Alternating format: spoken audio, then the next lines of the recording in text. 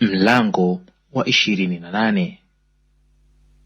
Basi Isaka akamwita Yakobo, akambariki, akamwagiza akamwambia, usitwae mke wa binti za Kanaani.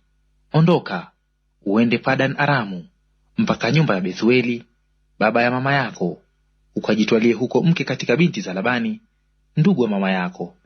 Na Mungu Mwenyezi akubariki, akuzidishe na kukuongeza, ili uwe mkutano wa makabila. Akupe mbaraka wa Ibrahimu, wewe na uzao wako pamoja nawe, upate kuirithi nchi ya kusafiri kwako, Mungu aliyompa Ibrahimu.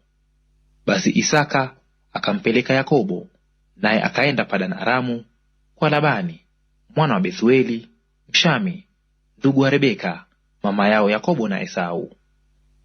Esau akaona ya kwamba Isaka amembariki Yakobo na kumpeleka Padan Aramu ili ajitwalie mke huko, na katika kumbariki akamwagiza akasema, usitwae mke wa binti za Kanaani.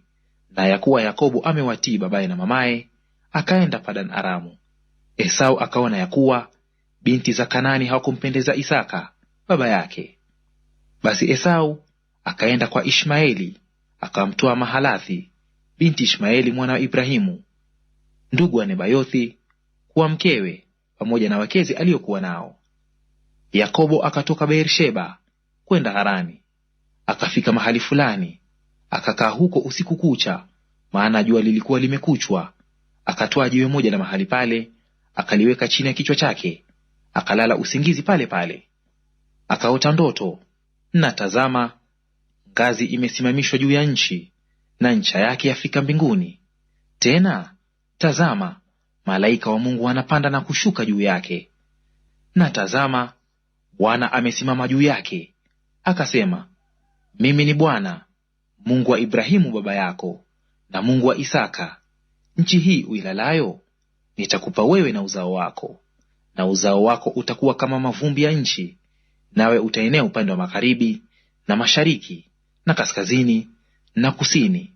Na katika wewe na katika uzao wako jamaa zote za dunia watabarikiwa.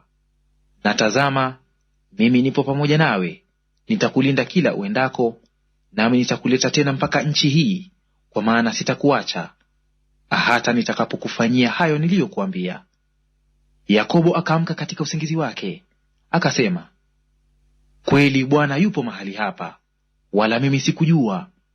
Naye akaogopa akasema, mahali hapa panatisha kama nini!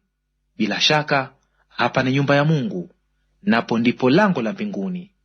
Yakobo akaondoka asubuhi na mapema, akalitwaa lile jiwe aliloliweka chini ya kichwa chake, akalisimamisha kama nguzo, na kumimina mafuta juu yake. Akaita jina la mahali pale Betheli, lakini jina la mji ule hapo kwanza uliitwa Luzu. Yakobo akaweka nadhiri akisema, Mungu akiwa pamoja nami, akinilinda katika njia niiendayo, na kunipa chakula nile na nguo nivae, nami nikirudi kwa amani kwa nyumba ya baba yangu, ndipo Bwana atakuwa Mungu wangu. Na jiwe hili nililolisimamisha kama nguzo litakuwa nyumba ya Mungu, na katika kila utakalonipa, hakika nitakutolea wewe sehemu ya 10.